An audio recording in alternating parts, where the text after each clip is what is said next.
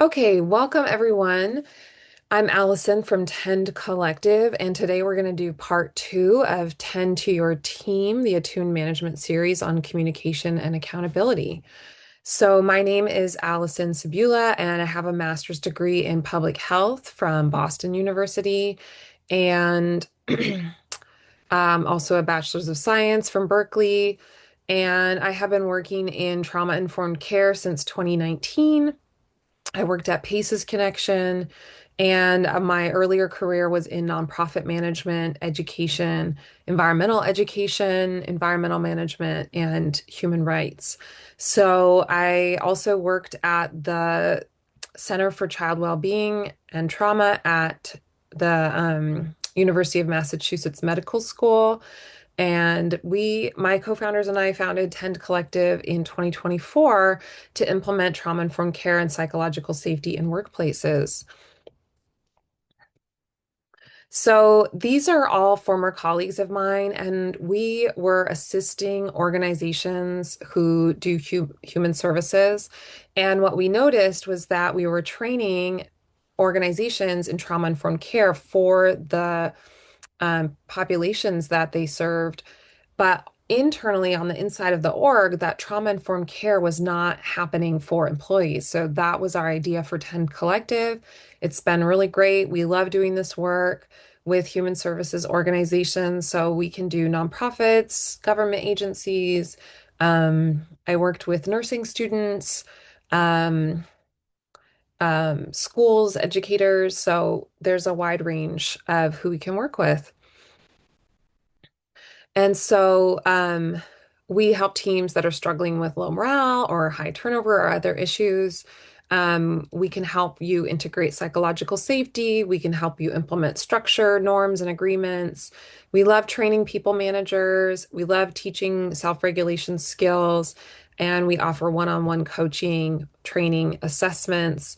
And we can also help, you can bring Tend Collective in to um, do your outward facing projects as well. So we can build content for the populations that you serve. So this is 7 skills for attuned managers, and we're going to be doing parts 3 and 4 today. So communication and accountability. And so um, this is from the PDF that's available on our homepage.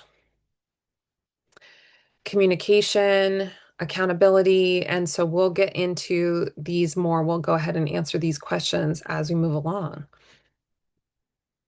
Last week, we did the first two, self-awareness and self-regulation, and that video is available on our YouTube channel.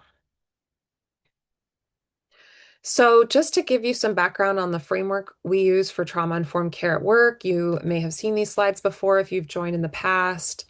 We noticed, again, that while folks were implementing trauma-informed care, potentially folks at work were being neglected by those same principles not being implemented at work. So, human health and community services tend to be a little higher stress and potentially higher dysregulation, and there can be a higher chance of interpersonal conflict, avoidance, turnover, and burnout, just due to the high stress and kind of high touch, meaning constantly interacting with other humans and especially other humans who may have higher needs than other populations, is that this can really lead to a high degree of burnout. So, healthcare workers have higher rates of adverse childhood experiences, which is another factor. People who go into human services or helping professions may come from backgrounds where they learned that this was something that was really needed. So, that's something to keep in mind and that we keep in mind in our work. Um, Also, because we focus so heavily on relational skills and self-regulation skills, we've really looked into, what are some of the underlying traumas. And the thing is that in the United States, it's been found that 1 or 4 in 10 infants lack strong parental attachment. So we're looking at relational trauma in a large percentage of the population.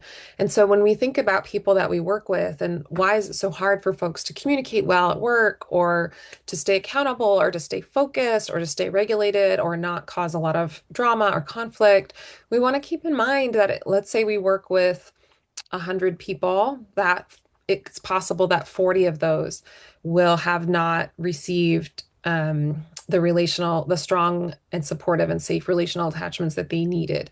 So obviously that's going to look different from person to person, but people may be coming in with ways of relating with each other that are very dysfunctional. I mean, we just want to keep that in mind because, of course, all this stuff is healable and it's all skills that we can learn. So burnout is when there's no reprieve, moral injury, there's lack of attunement, no one is noticing or caring how you're doing. Um, you may be in the wrong role for your strengths. We do see that a lot. Um, Never quite feeling caught up on work. There could be exploitative upper management. Um, your pay is not covering your expenses. You may have emotional care fatigue or compassion fatigue, which means there's too much emotional labor happening, or we don't have good boundaries, emotional boundaries in place, or good habits for that. And there could be an unsupportive team.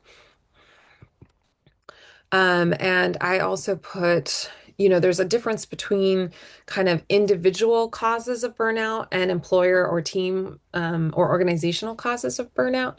And we love to help with all these ways, so we can teach individual coping skills, but then we also think we need to look at the environment here. And is this a supportive environment for employees? So for individuals, you may be carrying unhealed trauma from childhood and past jobs. Um, you may not have enough tools in your emotional coping toolkit. We love to help people build those. Um, Too many stressors in other areas. So you may be going through something really, really tough at home, maybe a death in the family, a separation or divorce, or something else, moving homes, something very stressful. But then there's also things like you may have brought in a negative mindset that you inherited in childhood. And of course, that's something that we do see it pretty often. And these are things that can be worked on, and they may be really coloring your ability to relate to others. So, um, from the employer side, there may be someone that's incapable of empathy in a leadership position. So another word for that is sociopath. And I think it's something like 1 in 10 people are narcissistic or sociopathic. So this is actually, we see this a lot. That someone who just can't feel empathy for others has been given a lot of power, and they can really stress the team out quite a bit. Um, Someone who's incapable of being reasonable and rational is put in a leadership position. So that could more closely aligned with, say, a borderline personality disorder. Someone who's really riding the tide of emotions whenever those come up, and really burning people out because it's really hard to follow that kind of irrationality. And of course, we see that happen quite a bit as well. Um, and there may also just be a need for better systems that support employees' nervous systems and regulation abilities. So, and it depends from org to org. It just depends on what the work is. So, um, I love this quote by Dr. Gabor Mate from When the Body Says No about the stress disease connection. And he says the research literature has identified three factors that universally lead to stress, which is uncertainty, the lack of information, and the loss of control. So today, as we talk about communication and accountability, these are creating certainties to decrease that stress, helping people feel more certain, helping people understand this is what you're responsible for at work. This is what we expect. This is when we're going to check in. We're going to be really, really accountable on those. This is a great resource you've probably heard me talk about before. Really recommend this book. And, they're just saying like, if you're feeling burned out at work, there are solutions. It doesn't have to feel that way forever. So definitely check out this great resource. Our trauma informed lens kind of follows. I have these two slides about what that looks like for Pretend Collective.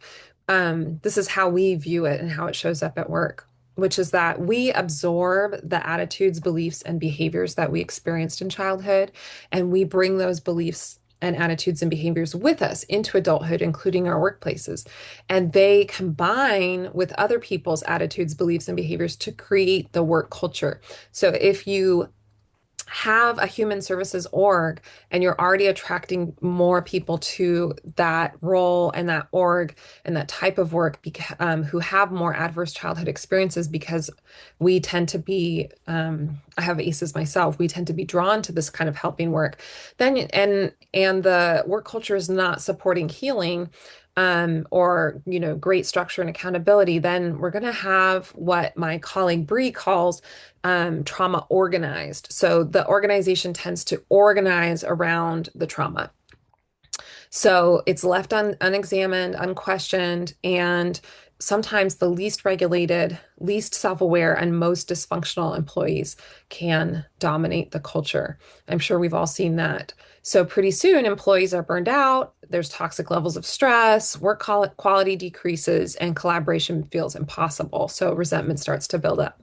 So this is our framework for what a trauma-informed lens looks like at work, is that we especially want to focus here. We want to start examining and questioning, and we want to start figuring out, how did we organize around trauma, and how did we organize around the most traumatized person or the most dysfunctional person, and how can we start to create systems so we're not doing that anymore. So this is a moment where you can go through and give yourself a rating from 1 to 5 on these different communication skills. So if you have your paper and pen handy, you can go ahead and grab that and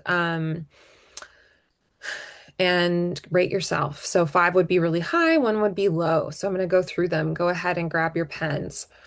So 1, I give clear, specific direction so people know exactly what is expected of them.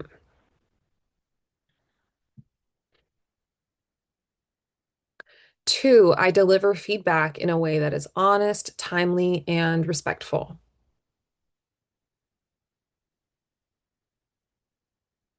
3, I communicate hard news directly rather than softening to the point of confusion. 4, I adapt my communication style to the needs of different people on my team. And 5, I close the loop. People know when decisions have been made or situations have been resolved.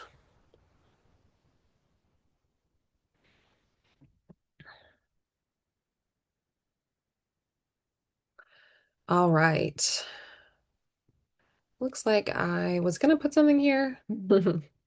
So, maybe I'll just say a couple words on the barriers to communication.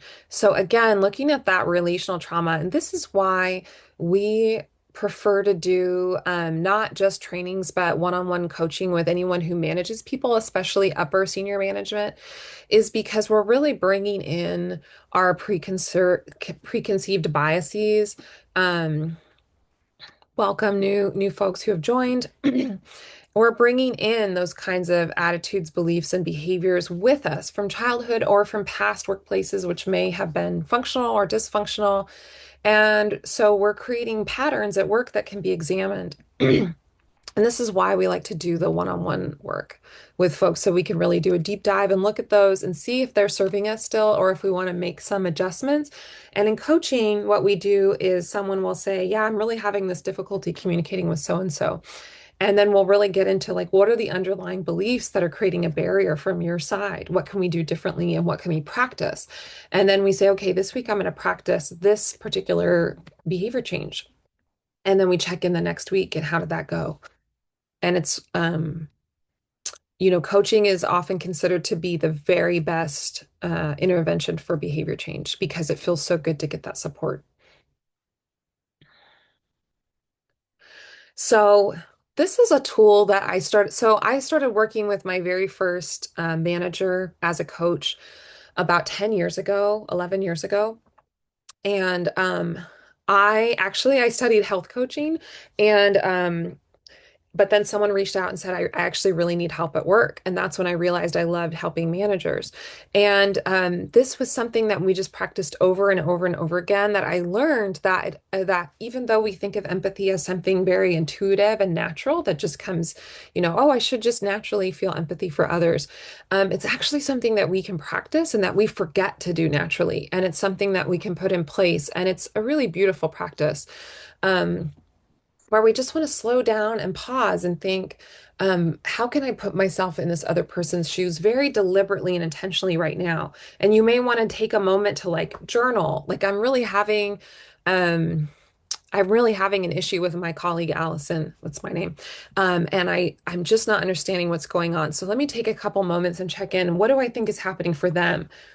And this simple practice and just practicing it over and over has really increased management skills and ability to communicate well. So before any significant conversation or before we get riled up or mad with someone, we want to pause and step into their experience. So we want to ask ourselves, what is this person likely feeling going into this conversation or conflict or task? And what do they need to feel safe so they won't be blindsided or shamed? What do they need to feel structured so that there's a clear purpose and path forward? And what do they need to feel clear so they'll leave knowing exactly where they stand? And so you can kind of do this conversational outline anytime that you need to check in with one of your supervisees. And so that's kind of almost like, how do I make sure my communication's really clear? And then this one where we check in with feelings is about, okay, but also how do I make sure that I really care about this person? Because really caring about people is what makes the biggest difference. Um, for people feeling like, yeah, I'm safe here and I belong. And yeah, this is a space where people care about how I'm doing. And so you can go to feelingswheel.com to get the bigger version of this, but this has like not all, many of the feelings. And so you can just check in really quick and go, you know what? I'll bet they were feeling really shamed when I criticized them in front of the group. So I probably want to bring that up in a meeting. And then you can also ask not just how do I think they're feeling right now, but how would I like them to feel with my management in general? And so some of maybe you want folks on your team to feel playful and curious and adventurous, like, oh, we can really take risks, or, we can really play with some of the ideas that we're working with so we come up with creative solutions. Or maybe you just really want everyone to feel confident and reliable. And so then you kind of think, okay, what would I need to offer in order to nurture those feelings? And it's a really nice way to start when you think about how should we feel each day when we show up to work? So this one, no triangulation or parking lot conversation. So parking lot conversations was a term that I learned from, and I'm pretty sure it was in the book, but I'm like, maybe it's possible the facilitator was just using it. I can't remember anymore. But we had a facilitator who taught the Brené Brown framework, Dare to Lead. Okay. And a lot of people know that one. It's so good. So Dare to Lead is a great resource. Highly recommend that book. And parking lot conversation is this idea that like you're in the office, you have a conflict with someone, and after work, as you're going to your car, you pull aside your coworker and gossip about whoever it is that you're supposed to be having a direct conversation with. And our team at Paces Connection, we were having a lot of parking lot conversations, a lot of like, why did this person do this? Or why is this person leading like this? Or why can't we get anything done? Or why is this person taking up so much air in the meeting? And what I had to learn was that instead of the gossip session on the side, that if you were really having a problem with something, you should bring it up with the person directly. So instead of, oh gosh, our leadership, they're just so crummy, and why are they doing this, this, and this? They're so incompetent, is to really go, actually, what is the precise problem here? Oh, it's that our leader didn't ask us for input before implementing this program. And so our our core need of feeling seen and heard as experts in our role was not being met. And so I need to reach out and see if I can give this person that feedback and ask for what I need. And this is really, really hard stuff to do because we may have learned from childhood that conflict is not safe, that you shouldn't talk back to authority.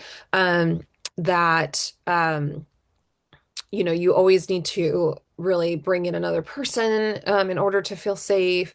So there's all sorts of things that make it so that having the direct conversation or asking for what we need is not going to happen. I mean, a lot of times in childhood, we may have inherited this idea that um, um, your needs are not worthy of being met. So even just identifying your needs, we find can be really challenging to a lot of folks that we work with. Um, these are a couple slides that we like to include just to show that, uncertainty is very stressful to the brain. So this is a study you can peruse at your leisure, um, but reducing uncertainty requires a lot of energy in the brain. So when things are very chaotic and unclear, which is why we think, there's that saying, clear is kind. I think that's also from Dare to Lead, that when you can make things really, really clear for people, it's going to reduce stress because our brain is not trying to figure out so many different moving parts. So, yeah, there's just again, clear is kind here. And so chronic uncertainty and stress over time can not only cause stress in the moment at work, but over time, we can have a weakened immune function, so more sick days, higher risk of chronic illness, depression, burnout, the decreased ability to focus, a decrease in our cognitive problem-solving abilities, which is often the most valuable thing we can bring to work.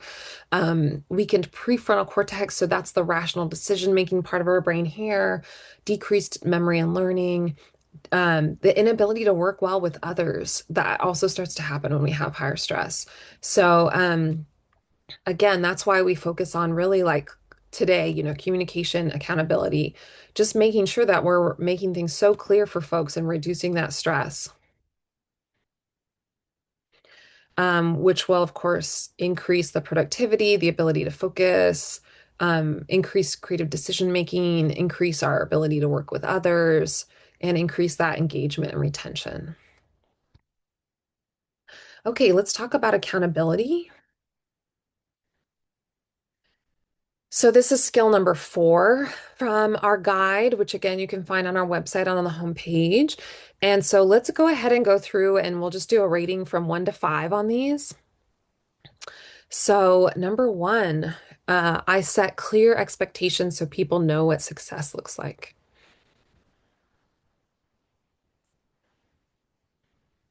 That one can get really tricky. We work with lots of orgs where people don't know what success looks like.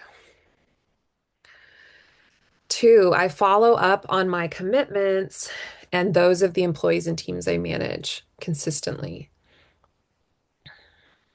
Even like thinking like I'm responding to folks in Slack or Teams, within 1 to 2 hours or something like that. I address performance issues directly rather than avoiding or triangulating. I hold myself accountable publicly or in one-on-one meetings when I miss the mark.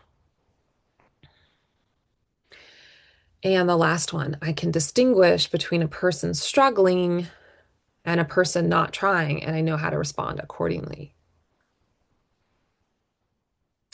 So we have a framework, and so I'm going to skip to that. Here it is.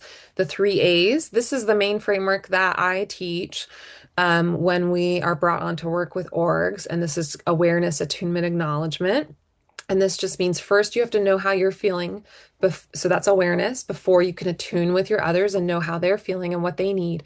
And acknowledgement is just that discernment and wisdom that comes with becoming and developing our leadership skills. So the more we lead and the more we learn, the more we understand and have the wisdom to discern what is the best thing that this challenge needs in this moment. So this is something we're not going to tackle today. This is something that you can hire 10 Collective to teach your team, this framework. And this is the framework that we work with managers on reinforcing. So first, how are you doing? How are you regulated? Then how can you show up well and attune to your team? What does everyone need? And then 3, how can I bring in the wisdom to make the very best acknowledgement of what this moment needs. Does my employee need coaching? Do they need more resources? Do they need time off? Do they need firmer boundaries and deadlines? What is needed in this moment? So we have a few tools on this one, and then we'll go ahead and wrap up. So tool number one is clear processes, procedures, and roles. And even though this seems obvious, the thing is like as an org goes along and the years go by, sometimes these things can get kind of muddy and cloudy. So pretty soon, we're doing our assessments, we're talking to employees, and they can't remember anymore how the work they're doing relates to the mission statement, and it hasn't been reiterated. And so this is something that has to happen every single year, is that strategic action plan has to be communicated with every employee, and it has to match the mission statement of the organization. People will get very burned out if they don't understand how their work relates to an action plan that relates to the mission. If those things, that clear line does not happen, it's very stressful. We've heard from many employees, I don't know why I'm doing the work I'm doing. I don't think it's having any impact. It seems to be chaos. And we hear that a lot. So this has to happen every year, where there is a concrete plan that people can look at. It can be referenced in meetings, supervisor meetings, and that it makes logical sense. Okay. And so the work plans and workflows for each employee, they match the plan. Hey, here's your work that you're doing, and here's why we're doing it. Okay. Very specific, clear, and up-to-date job and role descriptions that employees agree to. So if someone joins your organization and they've agreed to do 10 things, if that changes or that scope migrates, you need to make sure that the employee has buy-in, because then the original thing that they agreed to is no longer what they're doing, and that will cause resentment and burnout and low morale. And then, of course, clarity on who has the authority for which decisions. So people need to know, like, what can I make a decision about, or who do I need to go to ask if I'm not able to make a decision. This is an audio recording that we're not going to listen to today, but sometimes I do play it, but I will make sure I include after this, I'll have like a resources page for everyone along with the recording, and folks can listen to this recording. It's something a life coach shared with me about 12 years ago that really changed my life, because I never thought about the difference between an unsaid expectation and a consensual agreement. And so I just love this coach, Steve Chandler. I've read so many of his books. His ideas are amazing. He's one of the best coaches in the United States. But we really want these firm agreements that both parties enthusiastically consent to. Otherwise, we start getting in the realm of coercive control at work, which is going to tank morale. When people feel like you're bullying them to do tasks instead of them agreeing to do them, pretty soon they're going to build up a lot of resentment. So highly recommend checking out this audio lecture and thinking about how do we create cultures of consent and enthusiastic agreement at work.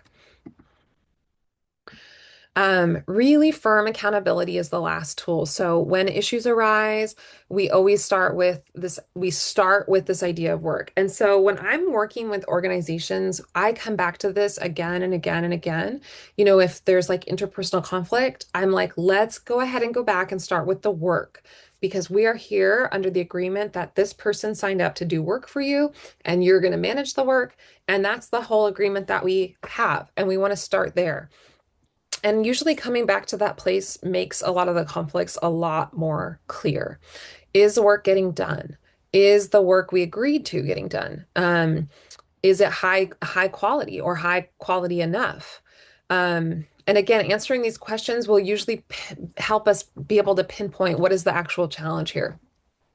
Does it support our organizational mission and goals? Does it move us forward? And so again, we start there. And if we go, no, actually, it's not related to our mission, then now we have a problem that we can actually address. Actually, no, the work is not getting done. Okay, that's a problem that we can actually address.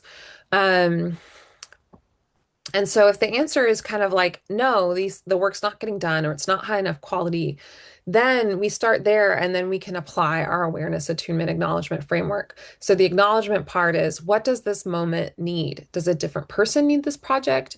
Do they need support? Do they need training? Do they need me to encourage them to do it with more power, autonomy, and authority? What's happening here? And so then, the question I inevitably get from folks is like, what happens if we're supporting employees and nothing changes? And so we encourage a rule of three. If three acknowledgments have been offered, such as coaching, training, and time off, and there's still no change, it is time to consider that this employee in this role may not be a great fit for the org. So anything else is actually just insanity. So if you're continually offering support and acknowledgments for these challenges that come up and absolutely nothing changes and you don't make a change with your personnel, that's really on the organization. And now we're just spinning our wheels here, saying, wow, I wish I could make people change, but we can't. So oftentimes we really want to watch that. If we just keep offering acknowledgments, which means what does this moment need? And we offer these solutions and nothing changes, then we really have to rethink, okay, probably this person is not in the right role, or something about the role doesn't make sense. So you can bring on Tend Collective to support your team and organization. And so it just starts with filling out this form, or you can reach out to me with any questions. And all of this stuff is stuff that we can work with your team on and do a deeper dive. And again, we especially think that coaching is very effective for changing people's behaviors and mindsets, and attitudes about the work we're doing. So thank you all so much for attending. And I hope to see you. The next one will be at the end of September.